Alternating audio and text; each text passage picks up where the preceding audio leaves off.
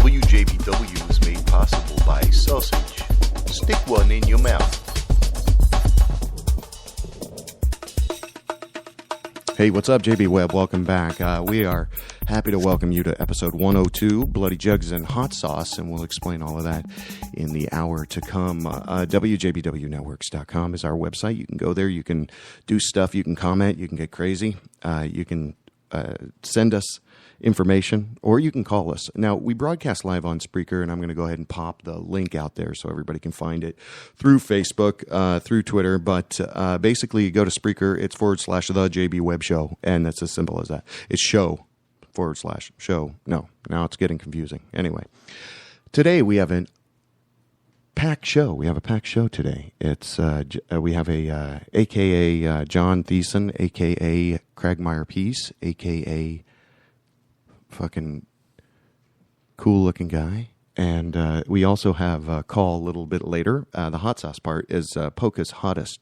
It's doing a cook-off later in this week, and that's on Sunday at Will's Pub, and we're going to talk to Mandaddy, I think, about that a little bit, or Wendy might call herself, I'm not sure. Anyway, the point of what we do here, let's talk about that real quick. JB Webb Show has been around for 5 years. We promote talented people. And that's what we do. So we flipped our format. We were doing audio, video. That got too crazy. We just want to do superlative audio. So that's why we've changed the whole format to just an audio format. Trying to do as many in-studio interviews as possible. Last week we had Steve Crone and Dave Gibbs in here, and that was fantastic. And those guys are talented musicians, and so we kicked off this 5th season. So as far as I know, every Tuesday night around 6 or 7 o'clock, we're going to try to give you a live show and give you some content and entertainment through the method that we've used successfully for 4 years. Wait, we're 5 years, 4 years? Anyway, it's a simple conversation, basically. And I would like to just kick off this. So WJBWnetworks.com, link up with all of our shows there. All of our shows broadcast on Spreaker. We syndicate out to, what's that called? Stitcher and iTunes. And, oh yeah, that reminds me. I want to thank loverino.com for giving us WJBW Networks Archive.com. Basically, the encouragement there is to go check out loverino.com. If you're into kind of backing up your syndication, your feed, or your RSS feed, go there, check out those guys. They're fantastic.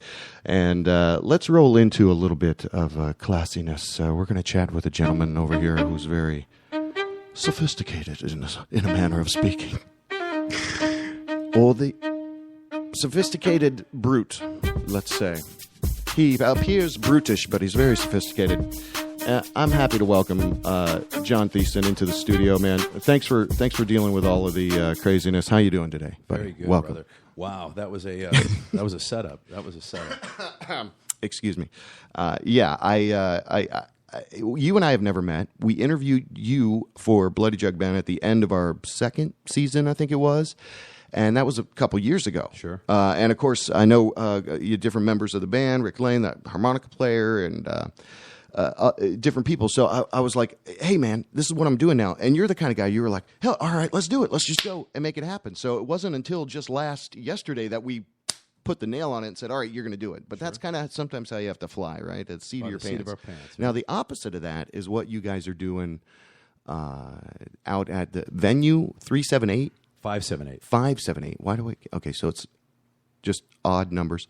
No, I guess that's actually. What is that the address? Yeah, I guess it's the address. Okay, Orange it's Avenue. the old Firestone Club. Venue Firestone. 578. It's called Venue 578, which I guess helps people remember the address. You know, I can't find it. I'm walking up down. There's 577. No, that's not like that. No, it's the old Firestone. They keep a lot of the fascia or anything like that, kind of the outside. look. Yeah, it's the same venue. It's just I think they didn't. They took that stuff down. I mean, they still were doing that while they were still called Firestone. They took some of that down, made it a little bit more open space. But I think that they were trying to rebrand more as a live venue, bring back that live venue crowd. I think they'd lost a lot of that through the years. So it's just their own rebranding. To me, it's the same space, same venue, same management. They've been doing it. I even have seen some art shows and different things in there. So they're kind of opening up the opening up the coffers of definition. Maybe it got too narrow. Exactly. So, yeah. Exactly. So that's awesome. So listen, you guys, you're always impressive with your branding, the way you look, the whole concept of a jug band, right, is from the 20s and 30s with just whatever you had around kind of making, you be the bass, you be the boop, boop, boop, boop, and you guys are captured the spirit of that with the Bloody Jug Band. And I guess besides all that, what I want to compliment you on is the pictures, the imaging, but now this new stuff you have going on with this CD called Rope Burn. You've got Stainboy, Greg Rennell. How do you say his last name? Yeah, Rennell. Yeah. Rennell. And now this guy is an amazing poster artist for different musicians and stuff like that. He is incredible. And I also saw on the lineup there Vaughn. And coincidentally, we interviewed Vaughn episode 3 of this show back in 2010 because I was like, this guy's awesome. So how do you get involved with stuff like that? I mean, was it just the kind of the concept of the concept of a rope burn? Where you're saying as far as the album or keep it true. Well, the art and everything. How'd you describe to Stainboy how to kind of what you wanted or what you Greg were and I, strangely enough, Greg and I have known each other for a lot of years. Stainboy is his art moniker. Right. But he's a world-renowned rock poster artist. We were doing a documentary on him for a while. Yeah, he's incredible. And met him through the old days of the Florida Music Festival and just fell in love with the guy. Stayed in touch with him ever since. Always obviously was a fan of his work. I even have a tattoo on my leg of one of his pieces that I was, working at the FMF during the time. It's a chick with the guitar, State of Florida. You got to get the Florida roots there. Well, that's okay. Well, later if you can get your, I'm going to take. If you can get your leg behind your head, I'll see. It's on my butt, so you'll have to check it out. Then. No. Either way, I've just been a friend and a fan of his for a long time, and he's also a big fan of spaghetti westerns, as am I. So when I came to him, just the fact that he would do a piece of art for us, he considers it one of his best works because he's trying. He was really known for more line art.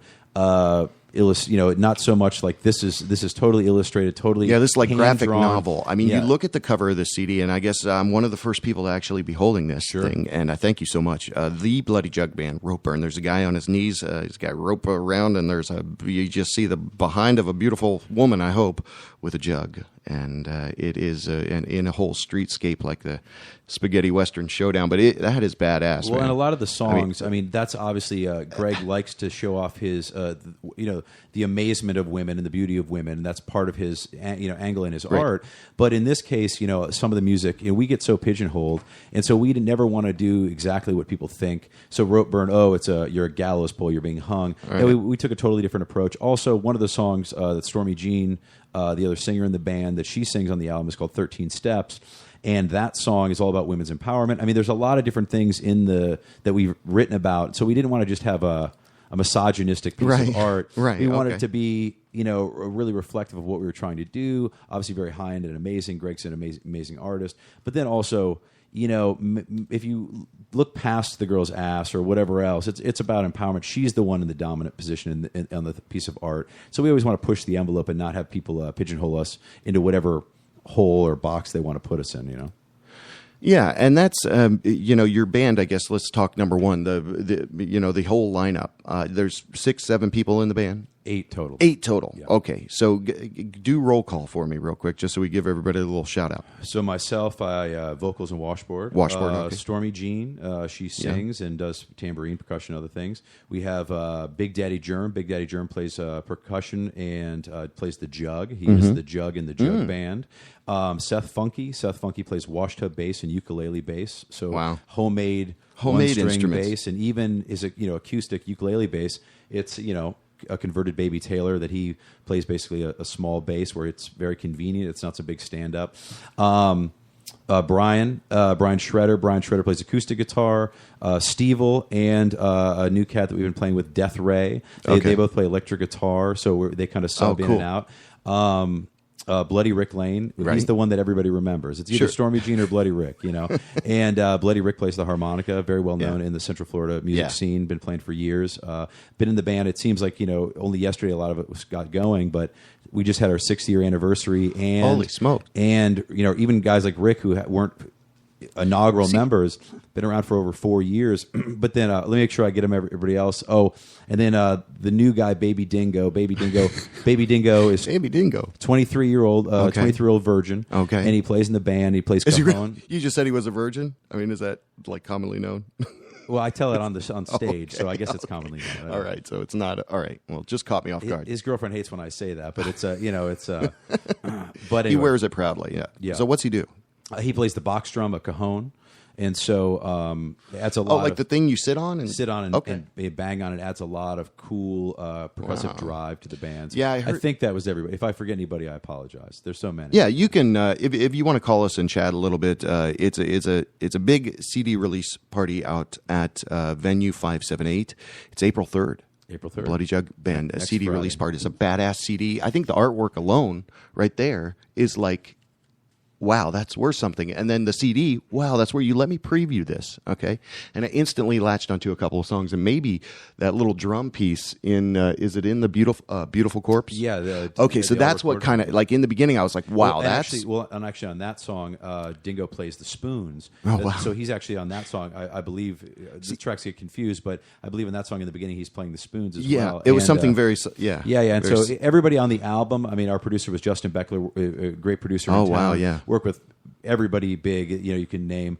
And, so Justin helps us really flesh a lot of this stuff out. We come with the songs, we've got the ideas, but picking the little parts and adding these little nuances of how to make, not just a live show, but a recording. The recording and the live show are such different beasts that, you can really sit and absorb the music. You can make it a lot more complex and a little bit more dynamic and intricate when it's on the recordings, Right. And recreating that live. And I want to commend all of those people that you just named and yourself for pulling that off. That's 6 years. It's 8 people. That's a gaggle of people, right? Yeah. I mean, that's a lot to do. So it takes a lot of organization. It takes a lot of, obviously, awesome collaboration. And you mentioned Vaughn. I want to give Vaughn credit. Yeah. We had an EP that came out before this that plugged some of this music. Some of the 3 of the songs, it's a 4-track EP. 3 of those songs are actually on this album. Okay. It was called Murder of Crows, and Vaughn did the album artwork for that. Right. So one of the coolest things about being in a band is even though we make music, we were able to collaborate. Stephen Shea's doing a music video for a song you're going to play, Beautiful Corpse. Yeah. All these different things are happening. So, but you can collaborate. And you mentioned hot sauce. We have our own hot sauce. Yeah. All these crazy different things that we can. Now, collaborate you guys with. have a hot sauce. Let's talk because that's kind of where we were going with the whole collaboration thing. And Polka's Hottest is known kind of here. But now, so how did that start with you guys? Well, I ultimately saw people in town having a hot sauce, and we found a guy because we have some kickback from the horror fans and some of that stuff. They get into what we're doing. There's a guy, Victor the Undertaker, and he has a company called Halloween's Hot Sauce, and it's all like with toe tags and very he makes them in his mortuary, and he's got a whole thing, and that's perfect. And so I approached him about, hey, could you make our hot sauce is the name of the last album, Coffin Up Blood, right? Coffin Up Blood, great name for a hot sauce, right? It's very tasty hot sauce. We use it on everything.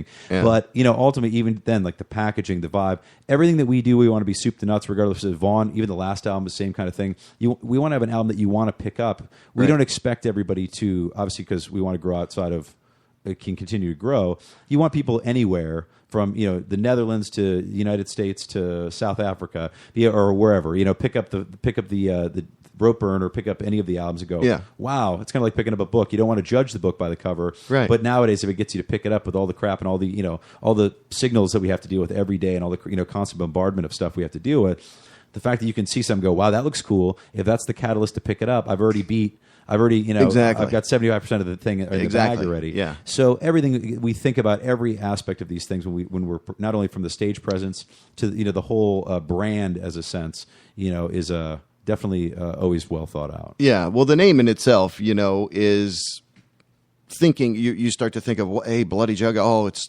something to do with horror and country, maybe, And so we talked before. That's not necessarily like that, and it's more of giving recognition to what is the roots of American music, sure. Whatever you have around, and that's kind of where I was curious about the whole the whole looking out as you see where are you able to kind of see where people are picking up on is it stereotypically like going to country music? I mean, is that what you're going after? You've done some collaboration. I think a couple people, or I remember somebody talking about this on that song, Timber. Okay. Well, we were in. You were on that website Tinder. I saw you. No, I'm joking. No, yeah, well, I'm joking. That's something else. I'm just joking. No, we 3 or 4 of the members of the Bloody Jug Band were featured in the music video. They got to collaborate. So we had nothing to do with the song per se. Although a friend of ours, Trey Pierce, I guess is hanging out with the guy that wrote and produced that song tonight. So he was joking he might come to the CD release show. But the that thing has like 500 million views. 500 million views or more at this point. It was #1 on Billboard charts. It's Kesha and Pitbull. Not our vibe, but bottom line is they called us, said, we'll give you a very decent payday to come and be in the video. That's awesome. I think we're in there for like 5 seconds, but at the same time, it was great for the band. It was great extra pop. It helped legitimize a lot of things because our clout got us that, but also because they were looking for a jug band. Right. Instead of having to, as a filmmaker, having a background in that, right, you got to get the extras, and you got to find this guy what it is, or like you got to find. I mean, where are you going to find a washboard at 5:30 in the morning? Or how you got to fake it? That's a good point. Or wherever, So they recruited us to come on board. We've gotten residual things from it. Yeah. That was just a collaboration of many that we try to get involved in. But no, we are if you see us live, especially, we're very cross genre kind of thing. But I mean, we pigeonhole, we hang on to the swamp rock. It's not just all boom clacka, boom clacka. Right. But I mean, we cover on a long night. We'll cover everything from Merle Haggard to Motorhead. We're an original band. We do have a darker sensibility. Right. But so did Robert Johnson. So did a lot of a lot of other people's music. Nobody ever bags on Charlie Daniels. Alice went Cooper. down to Georgia. Alice Cooper. Yeah, I mean, the Misfits. These are all bands that, in their own right, knew how to have a whole vibe about them. Right. And so our music is not like you could sit down with your kids and listen to it, but at the same time, we're coming at it from a different thing. We're painting a picture. People like horror movies, people like a lot of different kinds of films. This is the same kind of thing. Just like Black Sabbath said, we wanted to write horror music. Right. For us, it doesn't sound like horror music because we're not playing metal music. It's not what somebody would think. You hear Bloody Jug Band, you think it's a death metal band. But at the same time, if you think about the Jug Band, we are the modern day Jug Band, just with that True Blood, that Louisiana vibe. Yeah, and there's authenticity to it, and that's what I was going to say. A couple points is that when you play a CD from top to bottom, not a lot of people do that anymore. So this kind of having a theme about it, if you will, is indicative of someone's I'll just put it in and leave it in. That's what's cool. That's what I like about the packaging and the sound of it. So you can kind of have your own little soundtrack to your evening or what have you. Now, do you choreograph stuff like that? Do you guys work with the producer to kind of say, this kind of flows with this? Or I think that when we're actually just recording, we're just trying to get the songs out. And if there's this is by no means a concept album. I mean, Roteburn potentially does relate to the song 13 Steps and some element of that.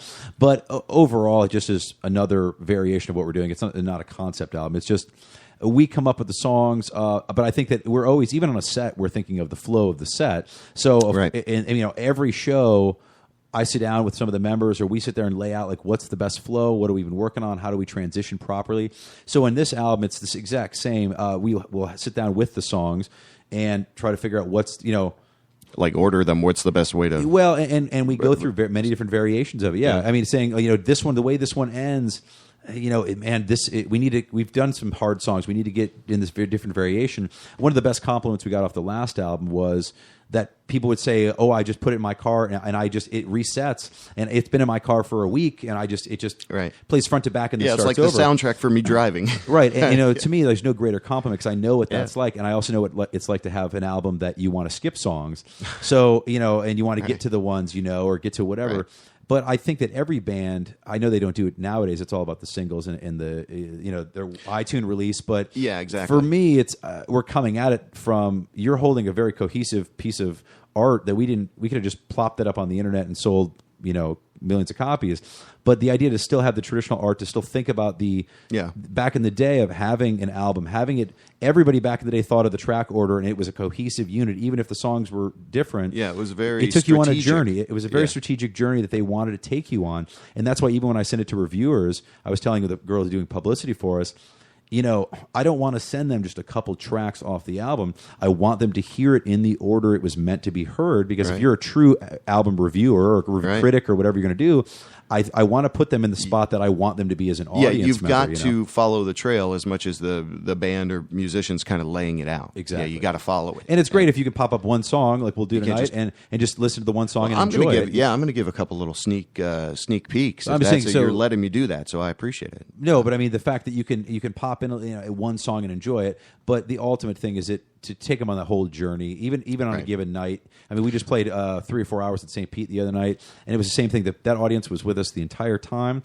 and every song we played was ultimately strategic in the sense of keeping the audience, taking it to these lows, letting Stormy get soulful, let her get bluesy. Let's take it to these different places, but it's all about. It's not about manipulating the audience, but it's about feeling the audience out enough that sometimes we'll change something on the fly, and I'll go to Rick and go, "Hey, man, the next song's going to be blah. Like I'm changing it now. The set list just changed. I have to let everybody know so they don't just break into it. But at the same time, it's all about that cohesive exchange of energy and vibe with the audience. Right. Now, do you guys April 3rd out at the venue 578? What do you have planned for that night? You guys are obviously going to perform. Are there other bands as well? And so what's going on? Yeah, the thing about that is, there's a lot of people in Central Florida and just all over that have helped us get to where we are now. We're the momentum's really hot. Everything's moving firing at all cylinders, and we're blessed to be where we're at. We'll be blessed. Whenever the blessings come, they're always on time. Right. And so we want to thank everybody. We're having a CD release show on April 3rd. The album itself doesn't come out till April 13th. It doesn't drop until then. Okay. So this is actually So it's a pre. So for our friends and fans of people in Florida and Central Florida that want to come out, they get the album first. Stainboy will be there signing limited edition posters that we're making. That's like he redid the whole art as like a movie poster, made it really spaghetti western cool. The bands that are playing, Lauren Carter and the Multiple Me's, also have an album coming out by Justin Beckler. Amazing album. They're now just Multiple Me, the band name, but Multiple Me is opening up. Lauren's got a big benefit show this weekend, and always trying to support. She used to be in the Mud Flappers. They're dear friends of ours, but we didn't want to just make it an Americana show. We wanted to make it a very inclusive show. Yeah. My friend GT Springer has a thing he calls the Jam Campaign, where he invites different musicians on to come collaborate. Okay. So that'll be following that. Kind of like an open forum. Well, it's not like an open mic. Controlled chaos. Maybe? Well, people that have contributed maybe and helped us along the way, they'll be coming up and maybe collaborating on different songs. And then his band Groove Trunk will wrap up that set. So that's the next thing. We'll be playing third, and then Trey Pierce and the T-Stones are an amazing band. Trey Pierce, he's based out of Volusia County, but this guy's won 4 Grammys, not specifically with his band, but he's toured with Robert Plant. Really? He was a big thing with Dr. Hook. He's like music supervisor. Yeah. Flo Rida. I mean, he's got his hands in everything. And they're actually the house band for B.B. King's. Oh, wow. And so, I mean, this guy, they are. So what's he going to do? He's like got a little group? It's a crazy funk rock band. Okay. It's like Americana funk rock on its head, man. This guy, they come out. If people think that we're a good time, that's why we needed them to close. Yeah. Because not only are we want more people in Orlando downtown and more of the crowd that we hang out with to know of them. Yeah. Because they are big everywhere, and they're just put on an amazing show. So it's like, well, what a perfect band to end out the night. Give us time to hang out with the fans. But Trey's literally playing B.B. King's that night, coming right over, jamming the show, getting on stage. And, they are top-notch professionals. And these guys, like I said, I think it's as much as a 9-piece band. They put on an incredible show, 7 vocals. All kinds of stuff going on. So it's going to be the venue's problem to get them to sound good because I wouldn't want to be in charge of mic everything. But these guys are, we wanted to bring them because they are going to blow everybody's minds. If we did not, which I have no doubt that we will. We've been firing all cylinders. But if you can be followed by somebody, Trey Pierce and the T-Stones are going to come and just absolutely light it on fire for everybody. And so it's in a very eclectic night of music. Yeah, it sounds fun. And everybody's going to get their vibe. So, and because of Stainboy and Vaughn's going to be there as well. Vaughn Bellick is going to be there displaying his art with Stainboy because they both were contributing as part of this album. Yeah. So anybody who had anything to do with this album, my friends in the Orlando Facial Art Club are coming. All these people that we've collaborated with through the years, it's our time to all hang out with each other. we want everybody to be there, not just friends and family. I mean, obviously, we want people to be a part of this event. I don't like to just have a gig. We're calling it the Bloody Jug Band CD Release Extravaganza. Extravaganza. I mean, it's truly what we want it to be. I threw events for years, and I never want it to be just another gig. We don't play with a lot of bands in town anymore. We don't play around much. We just play with Reverend Peyton at Will's, but we don't really play around as much. I mean, we play... Yeah. You play all over Florida. Well, and last year... not locally? Yeah, we just played 49 shows in 52 weeks last year. Even Christmas. And, play all over the Southeast. And so...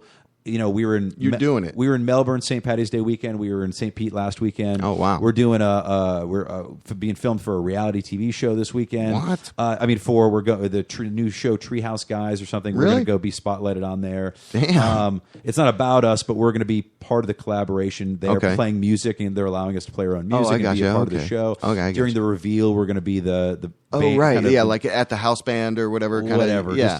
Just, just in the shot. Another thing to perpetuate That's the vibe, get the exposure, get it out there. So we're really proud of the album, and we want people to come out to the show. Well, you seem to have really done a great job over the last 6 years, and I'll give you that compliment. As a whole, we appreciate that, brother. Well, as a whole, the whole group has really done a superlative job in just kind of owning that piece of kind of American history and music, and then kind of almost being the authority on it, right? I mean, because as we spoke of years ago, there's not a lot. There's not an easy thing to do. Not everybody's doing it. So what I loved, and I think we got off track, but I was going to say, yeah, that hip hop song with the damn harmonica and stuff like that. That's what I love. And we've been talking about collaboration. We're speaking with Cragmire Peace, a.k.a. John Thiessen of the Bloody Jug Band. You're listening to the JB Webb Show on WJBW Networks. Question for you real quick. Of course. Do you... so what do you do in your spare time? What do you do? You do a lot of stuff. Now, Bloody Jug Band, we've been talking about that. And again, hats off to you, because you guys are the epitome of, I think, the people that are saying, this is how you do this. Like you said, where are you going to get a washboard for a video shoot? Well, good luck. So point is, you also are involved with an endeavor of your own, perhaps. It's called Nexting Solutions. And give me a little flavor about that, because I kind of like to think, I have my preconceived notions, but you kind of tell me what that is a little, because I've been to the website and I read up a little bit, but I'd like to hear from you, because we could both see the same tree, but you think it's one kind, and I think it's a different kind. Well, maybe the idea of the concept of nexting is okay. probably different for everybody. Okay. So it is kind of its own thing, regardless of who, the interpretation of it. Okay. Nexting Solutions was just, in my downtime, I like to help people. The coolest compliment we ever got as a band, even though the band is my first and foremost priority, right. And this is what we do, and this is what we want to do for a living, and this is where all our eggs are at. It's amazing that you can help people along the way. And one of the greatest compliments we got was how genuine. I don't know what people expect after they see us. Right. My persona on stage versus who I am, or just how anybody is. You got to do Jetta Torches routine with Bloody Jugs. Oh, that's not what they did. No, well, that's what some guy go, oh, you don't sound like that. I'll say, well, it's like, no, we're all human beings, man. And so everybody in the band is very genuine. One of the greatest things is to share experiences with people. The Nexting Solutions is about helping people. Okay. In my own personal life, I'm very spiritual. I try to live a very good life. Try to help people out when I can. It's my life coaching or personal development coaching. Okay. I also consult businesses and things for kind of back in the day, I went to college and things for film theory and looking at big concepts of things. Okay. So for me, I'm very good at like sizing things up. That's why the minutia we were talking about, miking Trey Pierce, right. Or sometimes what Justin would sit me down and we're trying to go over some nuanced stuff. I'm not really good at the nuanced stuff. I'm big on the big concepts of things. And I've got some tools in the toolbox that I've gained over the last 15, 20 years of my life, spiritually, as far as like things that have helped my life. And, right. and everybody's got their own vibe and what they believe in. My thing is not about pushing beliefs on people. It's just about helping them. I think some people just need a push in the right direction. Right. Or sometimes, one of the biggest crazy things, I was watching this documentary and they were talking about, what does everybody want out of life, and everybody wants to be happy. The second question they asked him was, well, what makes you happy? And most people couldn't answer that question. And to me, it's because, probably people don't have the time to sit down and ask themselves these questions. People have a lot of problems sitting with themselves, like self-evaluating, maybe, or anything. Being, I mean, a lot of people are just unbiased, or being objective about themselves. Objective about themselves, Yeah, or I just understand. being able to problem solve about their own problems. I mean, Right. everybody could be going 1,000 feet away. Sometimes because you're too close to it, you can't go 1,000 feet away. Is that kind of what? Exactly. Okay. But also just from the idea of people needing motivation from different things. Sometimes the simplest ideas people just have never heard, but these ideas of how to deal with your mental gremlins. How do you deal with every well, I mean, there's a lot of... Is that kind of... So you have kind of a whole path that you've gone down a path and you said, hey, I found these things along the way that have helped me, and maybe if I can help other people. Well, and also what led to it was that for years, my previous career job outside the band was working for United Arts of Central Florida, where I was a public speaker speaking about the arts, fundraising. I've been advocating and using my voice to advocate for events. Anything that I could do to get out there and help the community, any of that stuff. Right. So I was doing that for a long time. A lot of what I found was, regardless of what you're talking about, regardless if it's you and I doing this or anything else, if you can put wisdom out there or try to inspire people, even if it's just in a small way, to just get off their ass and listen to the album, or to get off their ass and do something, or to pay more attention to their community or their arts, or support the arts, or listen to the show, or whatever. If you can inspire people instead of just telling them information, as you do here, you try to be entertaining. Right. If you were just sitting there rattling off the news or doing whatever, that's, want to have a conversation. You want to have a conversation. You want to make it inspiring. You want people to be engaged. And so I took that idea of the motivational speaking thing, which I do on the side as well, do morale building. Coming into a company, the biggest problem with workflow at a company is morale a lot of times. Right. I mean, every job sucks. I mean, but there's processes that maybe need to be in place, or there's things. So I can come in from a company and look at the processes and maybe size up and help the company run more efficiently. But also from a HR standpoint, the happier your people are, or the more they feel like there's an open door policy, or the more people can feel like they're communicated. I mean, years ago I worked for UPS and at 3 a.m, and there was no communication. And if your cat that just died, they didn't care, load the truck, Right. And so, that idea of having, nowadays everything's trending a little bit more holistic, or there's a lot of places. I mean, you see like Google and everybody else, they've got gyms, quality of life, workplace kind of a thing. Right.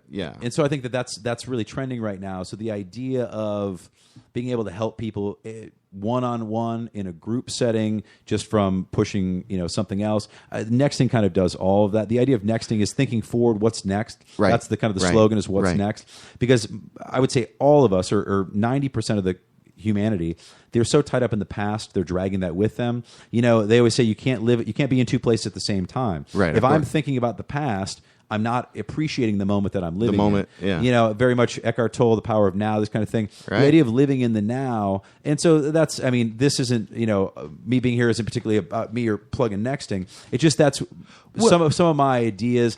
I found that through the years I've been able to help people. I advise enough people that I barely knew would call me up and just ask my advice and want to. So you just kind of put a face on it, and that's and that's why, and that's part of what we do here, and that's why I was like, hey, last night we hammered this out. We'll talk about this and this, because that's what I do with my show. Is I don't want to just pigeonhole one thing. Sure. April 3rd, go to Venue 578. If you're interested in what John was just talking about, you can go to nextingsolutions.com. Yeah. Is that right? Okay, cool. I got it. And that's just there for it's on the downtime where it's very conducive to my schedule, because it just works. It just works when I set up a client. It's before work, after work, before it just evolves around my life. I can do it on the phone. I can do it one-on-one. But at the same time, like I said, I'm not trying to put mumbo jumbo or spiritual anything on. Right. I don't sit there and read. Drink this Kool-Aid. I mean, and I don't read palms, and not that I disrespect any of that. I have a lot of spiritual people that I love and respect. It's not about my agenda. It's actually, that's what you originally said about nexting. It's actually about their agenda. Well, that's why I had questions. What you taking that term, and I'm trying to understand the whole concept of it. And so for me, when I might have to make some copy on the website to try to describe what's going on. But like if I was life coaching you, I actually got asked to be a guest on another radio show. I've been on SBK Live, and kind of like rapping about this and doing whatever. Yeah. So the idea of, if I was on a one-on-one session with you, it wouldn't be about my agenda. It would actually be about what your agenda is. What do you want, JB? Like, what do you want to be better in your life, or what do you want to accomplish? And then we work on that. So how do you make that happen? How do you make that happen? Right. And some people can see where they want to go. They just can't figure out how to get there. Yeah. And very much with the band. I mean, you have to think where you want to go. If you're only thinking about that next step, you're never going to get very far. Right. Sometimes it gets daunting, but you have to think about, you set your sights as high as you can and figure out how do you backfill from there. And I think that the last 6 years, and hopefully reverse engineer your future. Exactly. Okay. I got it. That's awesome. Well, great. Well, we've been speaking with Cragmire Peace, a.k.a. John Thiessen, and the Bloody Jug Band is a CD release extravaganza at Venue 578, so we want to encourage you to go check that out. Go there. Enjoy it. I'm holding a badass copy with this badass artwork on it right now, and you can too. You just simply need to show up there, and it's a pre-release, right? The main stuff. And so let's get to some of the music here. You let me kind of cherry pick a couple songs. You're very gracious. Said here's some songs, and I said, yeah, let me play. So I'm excited to play one of these, both of these actually. Maybe we'll go back to back with them, but we'll come back. Maybe you want to stick around and do some news with me. I'm here, man. Do it. All right, that'd be badass. All right. So right now we're going to play the Bloody Jug Band. The song is called "Beautiful Corpse." Enjoy.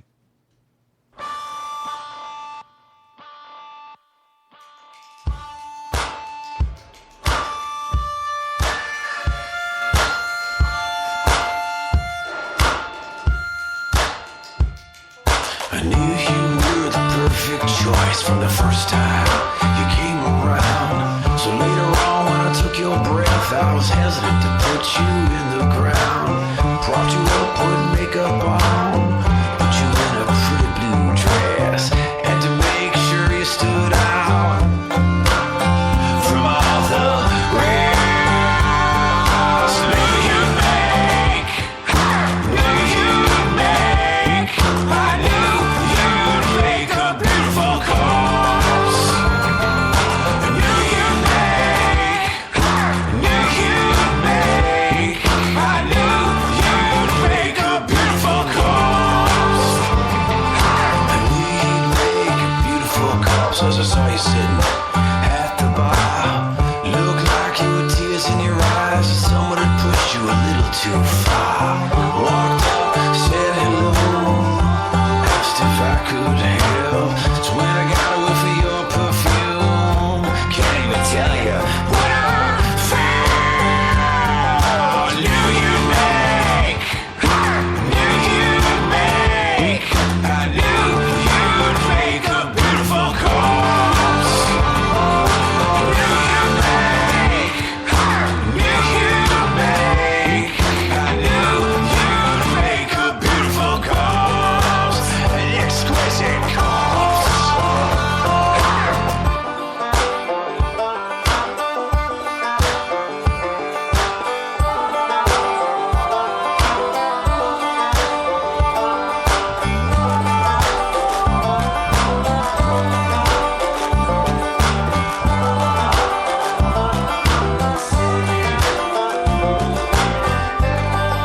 I knew you'd make a beautiful corpse as I saw you strutting across that empty street.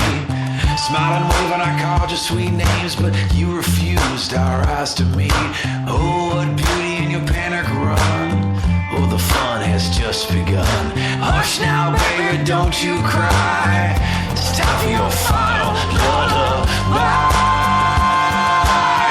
Knew you'd make, knew you'd make, knew you'd make a beautiful corpse. I knew you'd make, knew you'd make, knew you'd make a beautiful corpse, an exquisite corpse.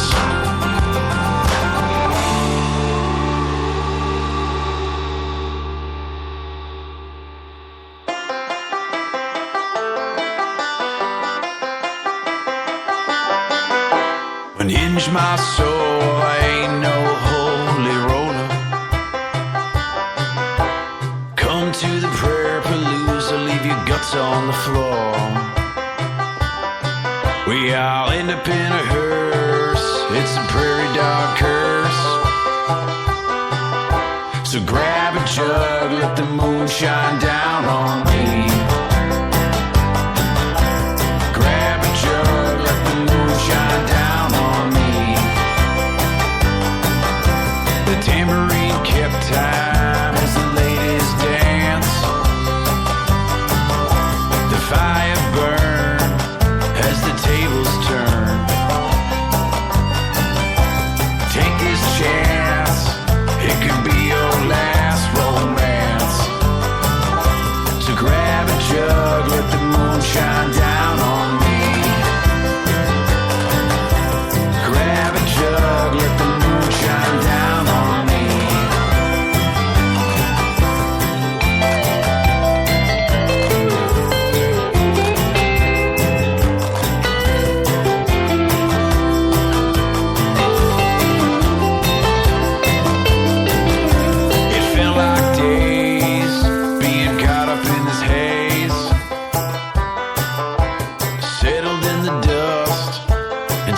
at the sun.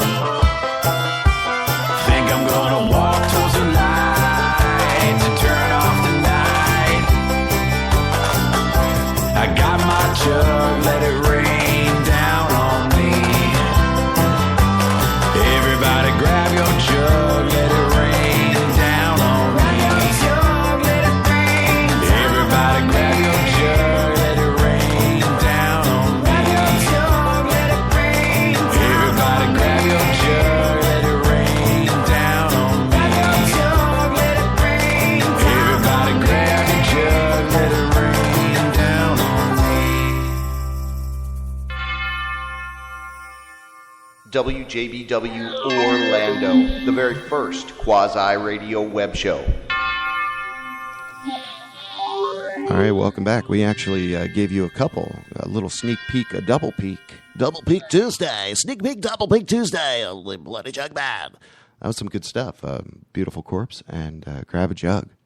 I like the sound. That first one that was a very unique sound. Sure, right? sure, yeah. I mean, do you think maybe, and through the proliferation of rock music and all this, we lost some sounds as a society somewhere? Like you said, the guy was playing the spoons and things like that. We kind of it gets all muted because it's so easy to make sounds on a Apple iPad or something. Sure. Well, you want to go back to that kind of a little bit of the tribal, a little bit of the traditional, and those songs are very, very different. The two you heard, Yeah. "Beautiful Corpse" and "Grab a Jug," they're both on the new album "Rope Burn." But yeah, "Beautiful Corpse" is maybe on the darker side, but we thought that was very funny to have maybe a darker subject matter with a very hooky song. Yeah, something. Yeah. So it's there's a lot of banjo in there. So once again, like somebody who didn't know us might look at that song and go, "Wow, it's like a hard rock song or something." But at the same time, it's very low key with the banjo and the spoons and some of those other elements. So Right. that was a kind of an interesting juxtaposition. Grab a jug and let the moon shine down on me is just a very written about kind of hanging out at a festival, kind of those camping festivals, that kind of vibe. Waking up in the morning, after the long night, and everybody kind of jamming together. Just shot a video for it at the Animaceras Peace Festival. While we were there performing, it was raining, it was doing all this stuff, and we were shooting a video just with amongst the people, just making it very cool. Yeah. Us all hanging out and jamming on a cooler and just hanging out and creating music wherever we were. And so that's what that song is. And that song probably on the album is the most traditional jug band song. I think if you think of a traditional jug band, Grab a Jug is kind of that nod to that. A lot of the other songs are, in our mind, a little bit more furthering the art, the idea of the swamp rock, bringing in more of that new sensibility. People have heard such a straightforward vibe from us in the past. Right. This kind of goes off a little bit and says, maybe here's more familiar sounding stuff, but not in the way you'd heard it before. It's not all coupled together with the... Well, I think any band that's been together any length of time evolves their sound. Yeah. And we always were trying to push the envelope even on any album we came out with. But on this, we always try to set the bar. You don't want to repeat yourself. I think too many bands are, as much as I love AC/DC, just bought the new AC/DC album, and I can tell people probably don't need to buy it because... Sounds like... And I love AC/DC. We've covered one of their songs on their last album, but at the same time, probably don't need to buy it because I'm a big Motorhead fan. Yeah. So when I get you want something new and inspiring, right? It depends on who you are, right? If you want something comfort, like as a bowl of chicken noodle soup, or Well, my thing is, if you want to listen to what the old stuff sounded like, then go listen to the old stuff because this is the new stuff, and we're trying to always forge new ground. Yeah, and that's good. Well, cool. Well, I appreciate your insight into kind of those couple of tracks that we played there, coming kind of straight from the horse's mouth, as it were.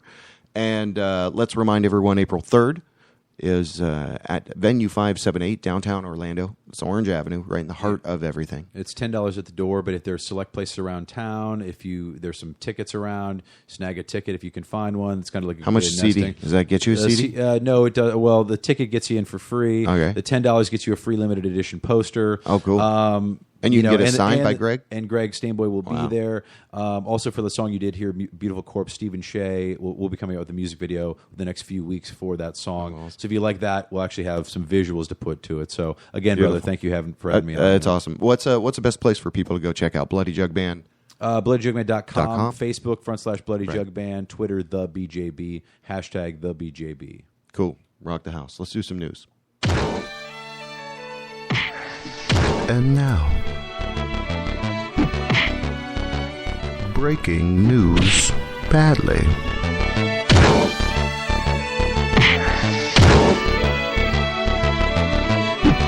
Okay, so welcome to Breaking News Badly. We just take news stories from the world and the internet and mash them all up and not really molest them, but we kind of break them a little bit because it doesn't.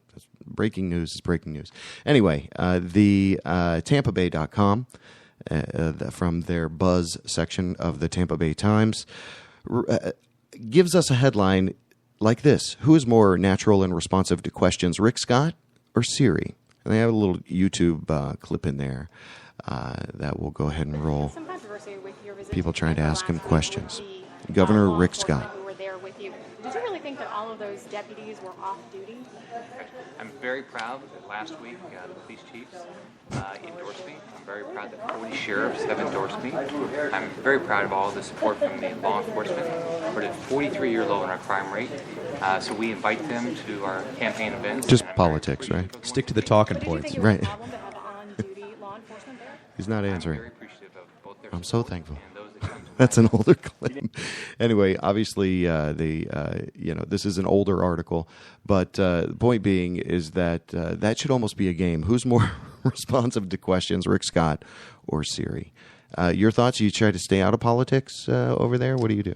Well, I think, it's not really great for any of us to get involved in politics. I mean, it's good to know that we're, being enslaved and Yeah, sure. try to kick that off as much as possible to break the chains. But at the same time, I don't think there's any real benefit in talking politics with people. Yeah. Simply because, like for instance, I have Rick Scott as an asshole on my washboard. Okay. Snagged that from Will's one day. So, Yeah. everybody's got their vibe, man.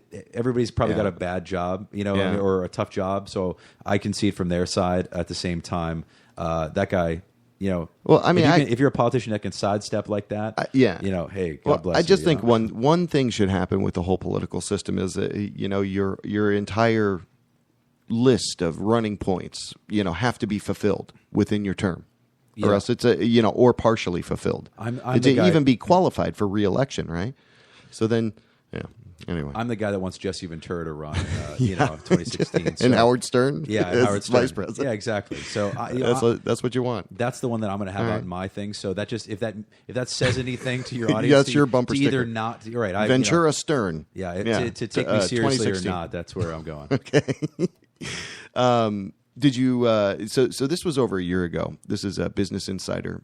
This was an older article again, but people don't realize. Bill Gates says people don't realize how many jobs will soon be replaced by software bots. And this was over a year ago. And now you can kind of see a lot of that. And he's specifically talking about telemarketers, accountants, and retail workers. Right. So you go out to eat. With any frequency, you go Yeah, out to eat sure, time to sure. time. You ever Yeah. go to one of these places? They actually have the little thing at the table you can checkers. order. You play games Yeah, right there. And yeah. I can reorder drinks. You don't even have to hassle the. That's the what I'm waitress, saying. I mean, that's so convenient, right? But then a person used to do that. So I don't know. I'm kind of mixed on that. I mean, I understand it as a part of progress, but then we need our jobs back from India or wherever we sent those jobs. Well, I We need our jobs I back. think I interviewed for a job, years ago, and it was like even just a couple years ago, it was like a telemarketing thing, Right. And or that type of customer service, Right, customer okay. service rep, and. They went in there, and the one girl was like helping 4 people at one time, and they recorded their boss's voice, like they took snippets, just like- and they were just plugging in, like based on what the people would say, they would hit the Right. and so Software prompts, like automated. and she was the people Wow. didn't know that they were not talking to it because you go, wow, that's a great question, blah, blah, blah. And she was maintaining. She never said anything. She was maintaining 4 conversations. She was like pushing answers, just pushing like answers, but it was all like pre-recorded answers. yeah, pre-recorded answers That's based on creepy, their right? thing. And to me, I was like, wow, that has got to be A little weird. the hardest thing to jump between all those conversations. But then from the other side, like, what a stale. Like, you actually send the. you yeah. keep asking. The guy keeps the button gets stuck. You and he just keeps told going, me that. Yeah, you just told me to check my policy. Yeah, I understand. There is a failure residue quotient, little piece of failure that could be, but there's failure in humans too. So there you go. Anyway, hopefully that won't be the case. I got one more I'm going to throw at you, and maybe should I throw it up there to the thing? Yeah, let's see if I can do that. I don't want to use all my strength here. Let me see if I can do that. This futuristic water bottle is an edible gelatinous blob. So I threw it up onto the thing. You see that? You see Wow. that little blob of water? This is what they're saying. This is March 18th, 2015, so a more recent article from citylab.com. It's a little glob of water instead of a chugging water from a bottle, but inhaling a gelatinous edible blob that looks like water floating on the space station. So it looks like water caught in gravity or something. You think that's going to be something, or what are your thoughts on that, John? I think there's enough problems. I mean, I used to work for a water place, and it's our water is pretty bad. Yeah. I'm all about bottled water or drinking purified water, but at the same time, all that shit's leaching into that. All the plastic. You leave your bottle in a hot car, and then you can never win. You're never going to get the perfect. That's why I exclusively drink rum. Out of streams, I've heard. Yeah, streams of rum. This thing. I mean, it seems like you're ingesting something that. I wouldn't eat eat the the gel. Filling, though. I'm sure. Well, what do you do with the gel? You just let it biodegrades, I guess, maybe. Your body just absorbs it. Maybe it's a topical solution, and you can just. You have to I'd form it into a nipple. Maybe is that wrong? I don't know. Well, you don't even have to shower anymore. You don't. It looks like the inside of the. Remember the silicone? Yeah, it looks exactly. Yeah. Maybe they're selling the old. Fantastic. I think they had a lot of extra silicone laying around, so maybe that's actually what it is. Right. We don't know what the hell's in the stuff anyway. So. Hey, connected. Welcome. How are you doing? Is this Wendy? It is. How you doing? I'm doing great. Thank you for the call. We just wrapped up the news, and welcome to the call. Let me give you a proper introduction. On the telephone with us, ladies and gentlemen, we have the founder of PocasHottest.com. Pocas Hot Sauce. You can find them. They're very available in Central Florida. They have a physical location out of the Artegon Marketplace, and they're doing a cool event this Sunday at Will's Pub, and Wendy is going to chat with us a little bit about it. And thanks again for calling in. And what do you got going on? You got a big competition. This is the fourth year you've been doing this in a row, right? It is, yeah. It's the Pocas Hottest 4th Annual Sauce Cook-Off and Food Drive. This is actually the second year that I've had it in the track shop parking lot next to Will's Pub. Okay. Down in the Mills 50 area. Yeah, where the little market, Tuesday market would be. Right, correct. Cool. Okay, so it's going to... And we have... sorry. Oh, I'm sorry. No, please, you go. All right. Let's say the gates are at 1 and the music starts at 2. We're going to have 6 bands out there. And the competition, which anyone is still open for anyone to enter the competition. Oh, it is? Anyone can enter. Mm-hmm. Okay, so they Up until Thursday. Up until Thursday. Okay, how do they do that? It's the deadline. If people are hearing that. You could either send me a message on Facebook if you check onto the Pocas Hottest 4th Annual Hot Sauce Cook-Off and Food Drive. You can go on there and join and let me know that you want to enter, or also pocashottest@gmail.com. Okay. It's free to enter. And how do they? What do you do? They make a recipe with these sauces, or a combination of sauces, or what are you looking for in the whole contest? Yeah, there's only 3 rules: that you must use at least one of the sauces or spice rubs, or one of the Pocas Hottest items.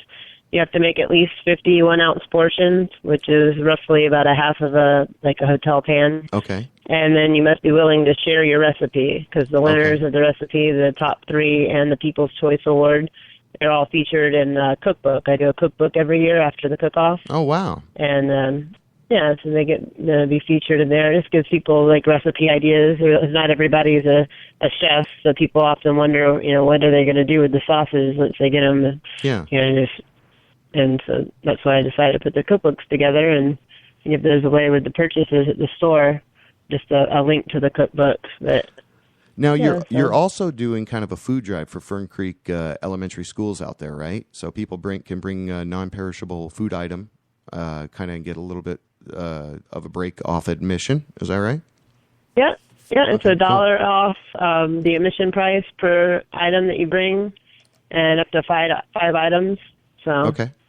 Cool. Yeah, I started last year, and this year we're doing the food drive for the Fern Creek Elementary. I didn't realize, I guess it said it's like 85% of the students are living in poverty that go to Fern Creek. Seriously? And 20 to 25% are considered homeless. Oh, my gosh. And that's I didn't realize that there was that much of a problem. Neither did I. It's wow. Yeah. So, well, that's awesome. A lot of the kids are coming. I'm sorry. No, I was just going to keep doing this. I know. It's like we're filming a movie over here. Never mind. This is Cut Each Other Off with Wendy and Joel. No, Yeah, I was going to say that's highly commendable to do that. And you're always in the community. And how's the? I think I saw your Artigan Marketplace is expanding a little bit out there. It is. Yep. I took over the space next to mine, and I'm bringing in some hydroponics. Cool. I get people in all the time that are interested in my seeds and my plants, since I grow a lot of my products, a lot of my stuff that goes into the sauces myself, and people are always interested in, getting a hold of the seeds and the pepper plant. So Wow. I'm working with a hydroponics place in town, and I'm going to bring in some herbs and some pepper plants and seeds and to get some lights going in there and expand to show people what you can do. So it's been successful. Last time we spoke with you was I think before the end of last year, and that was the first that we did the interview on the last season. But you guys really seem like you're growing. I know when I go to one of my favorite places like White Wolf Cafe, I can get your sauces there. How many other little places are you in? I think you can even buy them in different stores and stuff. So where can people go besides Artigan Marketplace? Are you out in different stores and stuff, or what? I am. I'm at the East End Market over off of Kareem. Cool. Also, The Lovely. It's a new boutique that opened over next to Park Avenue CDs off of Kareem as well. Okay. The Homegrown Co-op, which is down off of Orange Avenue. And I have my website. And the White Wolf Cafe, like I said, you can taste them there, but you can't buy them. Right. Also, Brick and Fire uses couple of the junkier sauce. They use that one on their tables, and you can also purchase it there. It's a little pizza place down off of South Orange Avenue. Yeah. And what else? Oh, you just recently did you just make the Terry Binion hot sauce?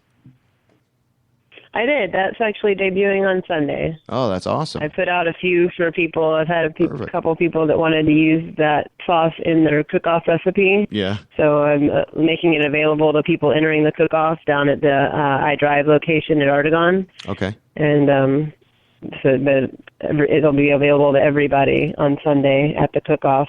Very cool. Also, anyone that's interested in entering the cook-off, I have a special for any of the sauces for $5. So if you come down to the Artigan location and you want to grab some sauces or use in your cook-off recipe, then they're on special from now until Sunday. Very cool. Now, you guys, do you know the list of bands that are going to be playing out there? Oh, yeah. You are? Terry Binion. Okay. Jesse Lynn Martin. Okay. Funkus. Okay, Funkus. Rocket Fish. Oh, wow. Fat Night. And then Melka. Okay. Wow, that's a great lineup. And that's great. Yeah. Well, afterwards, and Little Indies are going to do a little after party in there, and Dave Mann's putting together a musician's playground, which there's just any musicians coming up and doing like kind of an open mic. Yeah. And then inside the pub, they're doing Grand Collab. Cubs doing a thing over there, and I know Kaylee Baker's going to be doing a set, and they're going to have a few different musicians in there doing some things, and it's I think they're giving a discount. I think it might be $5 off if you have a wristband from the cook-off. So that's also cool. going to be good. So it's just starting it from 1 till probably 1, 2 in the morning. Yeah, that's a Just 12-hour day of fun, and it's 12 outside hours. during the day is all family friendly, so you can bring family, kids out. Badass. And then they can go home with grandma, and you can go play like I'm going to do. Yeah. Well, you're awesome, Wendy. Thank you so much for the call. I love. I mean, you just set the community on fire, and the music community and the culinary community. So keep doing what you're doing. It's obviously working. It's Polka's hottest 4th annual sauce cook-off and food drive at Will's Pub. Starts 1 p.m. You can make a contribution for $1 off up to $5 of a non-perishable food item to help Fern Creek Elementary School. We've been speaking with Wendy Davis, founder of Polka's Hottest, POCASHOTTEST.com. Yeah. Awesome. Well, thank you so much. I hope you have a beautiful night. Oh, you as well. Thank you. Rock the house. Thanks, Wendy. Bye. Cool. Thank you. Yeah, so that was great. So that all worked out well. We had that timed out good. We were going to speak. That's why we called this episode Bloody Jugs and Hot Sauce. And that's Wendy Davis of Pocus Hottest. So go check them out. One more quick thing I need to talk about. Are you a musician? Do you play music? Are you an original musician? If so, we want to play your original music. Send your MP3 or download site to original music submission at WJBWnetworks.com. The Circadian Cast. So we play your original music. That's what we do. Again, another little sponsor plug. From the front lines to your imagination. A revolution is a dramatic change in ideas or practice. This is a revolution, a dramatic change. This is the Art Army.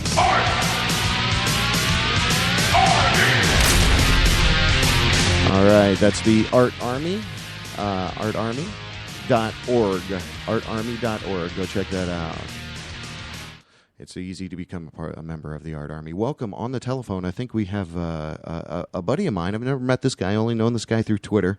Jordan, welcome to the JB Webb Show. You on the line there, bud? Yes, I'm finally here after 5 long years. After 5 long years. You sounded a little like Michael Jackson there. Wait, is that your real voice? No. No, it's not your real voice. Okay. No, it's not. How you doing, man? Welcome to the show. I'm doing. Oh, yes, thank you. It took forever to get here. Yeah, no doubt. So you do a little stand-up comedy. Where are you located at? You're up north, I know. Oh, where you're in Florida, right? Yeah, we're in Florida. Oh, sorry. But I'm in the great old city of Richmond, Virginia. Oh, okay, Richmond, Virginia. So you do stand-up comedy out there, and you have fun with people. You do, everybody kind of lives their normal life, but you do some stand-up comedy out there. You're really kind of razor's edge, kind of jagged, I guess, as a comedian, and you say things that maybe other people don't want to hear or that wouldn't say or are considered. Considered maybe a little overly blue. But how have things been going with you up there? Are you playing? Are you still doing stand up there, or what have you been up to, bud? Yes, of course I'm doing. I'm not going to stop. I'm not going to stop till I'm old and in a wheelchair, shitting on myself. Where's your? What do they do? Open mic night up there? You kind of round up some friends, or? Yes, they have plenty of those places around. They have clubs in different places in the city. Okay. Just a whole bunch of stuff. Near Richmond? Yes. Yeah. Of course.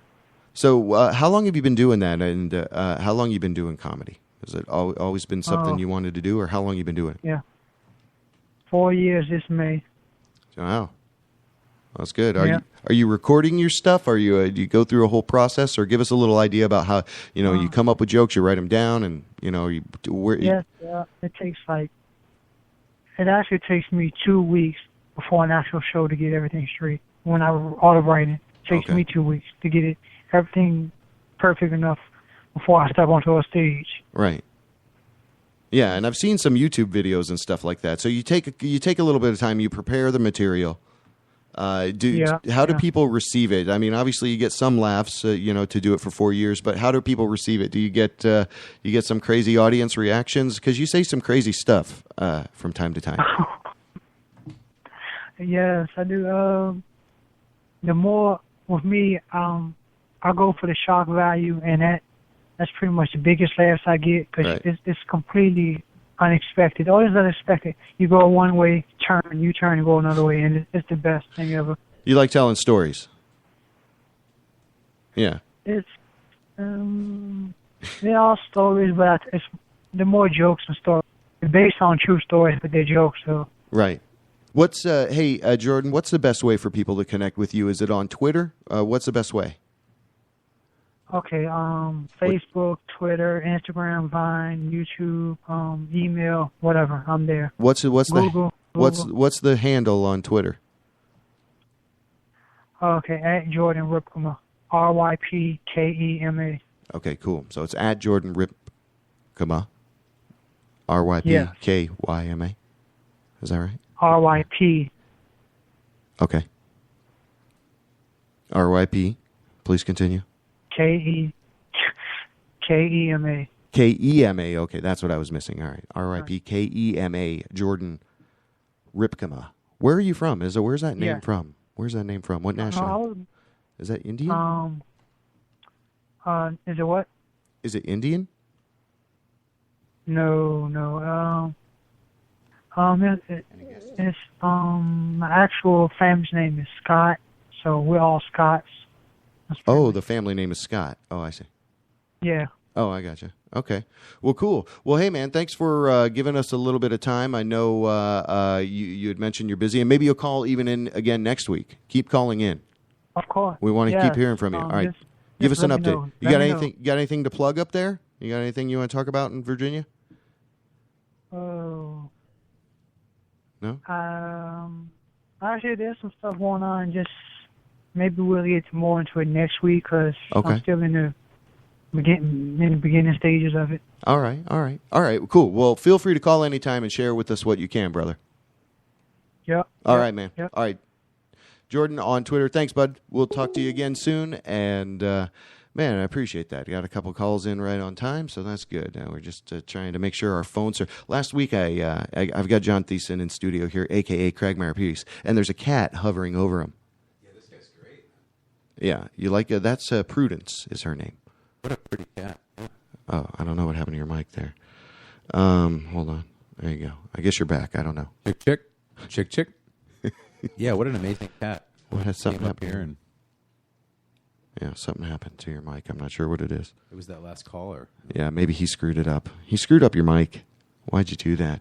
Anyway, we want to encourage people to connect with us. Collaboration's what we're all about. And the guy that we've had the pleasure to have in studio and chat with us here, that's really what he's all about and kind of shared with us today is collaboration. So the thrust of today's show is really collaboration. You can do that. You can send us your original music submission at WJBWnetworks.com. You can potentially put in a request to be interviewed at the JB Web Show at WJBWnetworks.com. And what else do I do? Oh, yeah, Grits and Gravy podcast, a Southern-style podcast with Bubba Whip-Ass Wilson, Vic Clevenger.